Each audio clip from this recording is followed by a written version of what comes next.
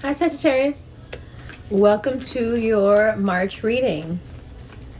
It's all about the love.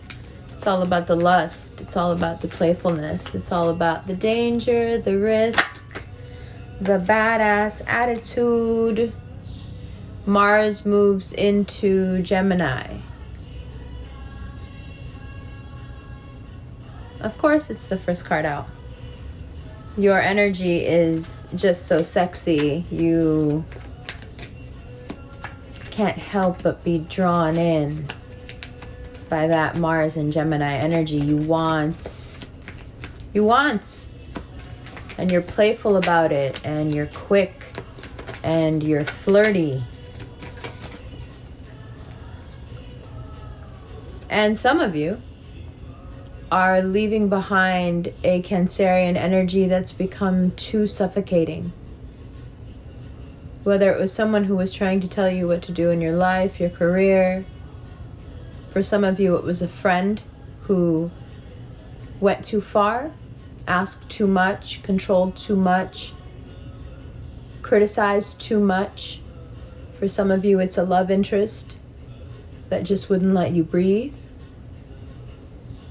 But you feel yourself now, as Mars goes into Gemini, you feel yourself free. That Ace of Swords is that Gemini energy coming in and just cutting all the strings. Let's see what else.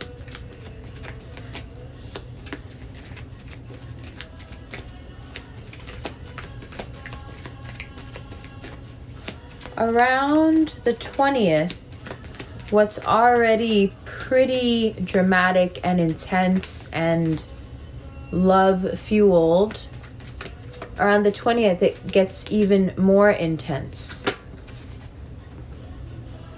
And there's a lot of healing possible because you just kind of open up and you say things as they are.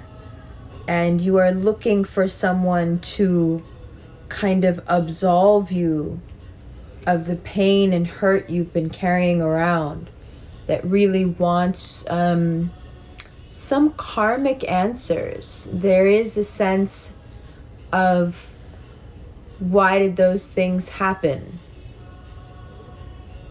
I've been carrying them around for so long, but I still don't have an answer. None of this seems very fair. For some of you, this is a Libra that you have perhaps many times tried to let go of, but couldn't. Or is the Libra part of you that wanted to hold on to the suffering? But it's all exposed. That March 13th new moon, it really wants you, in perhaps a harsh way, to face this sadness. And remember, later in the month, we have that Saturn-Mars trine. It brings everything up. It wants to be communicated. It wants to be talked about. It wants to be healed. It wants to move forward. It wants to be abundant. And at the end of the month, you do feel that abundance start to come in. Anything that's been held up around the 22nd, it starts to move pretty quickly. So that's good. There's something else here. You know, in terms of your career, let's look at these three cards again.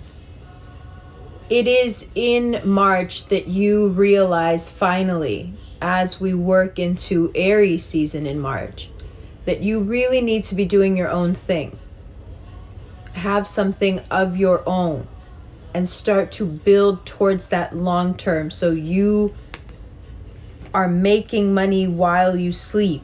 You're making money off of something you've created that you can now sell, not something that you have to work to earn every time. This is the way that you start to think in March. This is what you start to do in March. And it's such a great time to do it because I think a lot of your present unhappiness may stem from the fact that you don't have enough under your own control.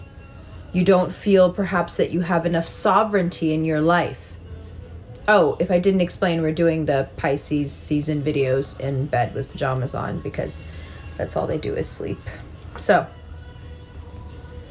okay, what else do I have written down here? Yes, yes.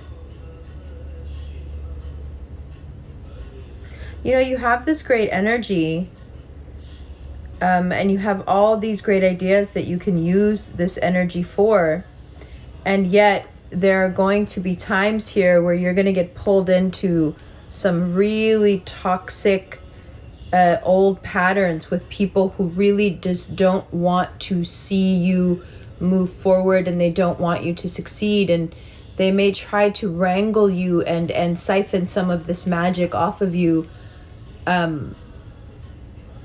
just to keep you from making progress, because then they get left behind.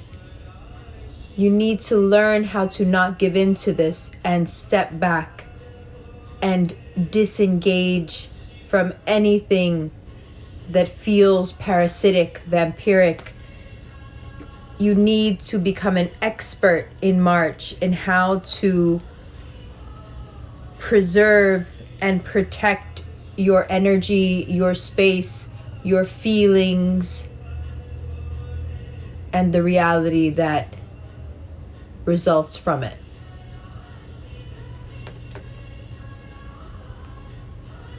What do you say we look at these cards? I love you. Hi Sagittarius, welcome to the second part of your reading. Today is Shivratri. Now, when I did the first part of the reading about 2 weeks ago, almost, I had no idea that I would be completing it on Shivratri, and I, just by pure coincidence, had the chant playing in the background. But oh, how things work. I find this to be such a serendipitous moment, and I hope you do too. For those of you who don't know what Shivratri is, it's a celebration for Lord Shiva. And the chant that is playing in the first part of the video is a chant for Lord Shiva. So, interesting happenstance there. Now, this is an incredibly powerful month for you, but it doesn't really kick off until the new moon on the 13th. What you have to keep the most close eye on is that Mars and Gemini energy. That Emperor card being first there is telling you that Mars has great influence over your life for the next 4 weeks or so. What does that mean? It means that after a long time you feel playful. You feel that things perhaps could be okay, that things don't always go to the darkest place. You either meet someone or you figure out within yourself this very innocent sort of space where it's okay just to feel good and have fun and not really make it heavier than that. That in and of itself being profound. Now, around the 20th, when the sun moves into Aries, as your reading so very clearly indicates, you feel it quite strongly because you've been waiting for that fire. You've been missing fire for quite some time now. And it has been, well, since your season. So you start to really move as of the 20th. Things they're already intense. You're already feeling how you feel, but after the 20th, it gets more intense. The Chariot here denoting the depth of your emotions and perhaps the tumultuous nature of them as well. For those of you who are dealing with another Aries or a Cancer, of course, we'll go into it in more detail in the extended, but for now, just know that anyone who keeps you from your natural state of just being happy is someone that you naturally move away from. Doesn't have to be a big drama. It's just not what you want to be around anymore. After the 20th, things get intense, fun gets even more intense, and that makes you even more intensely repelled by people who don't want to have a good time. Or who need good times to turn into serious, dramatic, draining, exhausting times. 5 of Pentacles there. Now, this Justice card, it's interestingly placed. This Venusian energy is very strong. Love wants to find you, but the parasites really want your time. So if you don't learn how to take a break from those who feed off you, you won't have enough free time to perhaps fall in love again. Or, at the very least, to do your own work. Now, doing your own creative work and setting yourself up long-term are directly correlated. 5 of Pentacles, 3 of Cups, 10 of Swords shows you where your mind has been at up until now when it came to finances. And it's a stark difference between where you are in your head now and where you've been. You're tired of this 5 of Pentacles life. You're tired of the financial insecurity that you've experienced recently. You're tired of the bad habits that brought you here. And probably, most importantly, you're tired of what it means moving forward. You're tired thinking about this being the future. And so that keen eye that goes so far, it can see now that some security needs to come into play. And you start making the right decisions. By the end of March, you may even have a lawyer. You may be even setting things up on a more institutional level. Some of you may even open a retirement account if you don't already have one. Regardless, you start thinking long term. You start thinking about what it would be like if you didn't have to work for a living. The thing is, if you start your own thing and use your time wisely, you can attain just that in the next few years. And that easier stream of money, it starts around the 22nd. You start to feel this wheel turn. When it does, take a step back. When you start to feel financially secure, take a step back from everything. Look at your life. If you could feel this way every day, what would you do for that? What do you need to get into? What do you need to look into? What job or education do you need to take?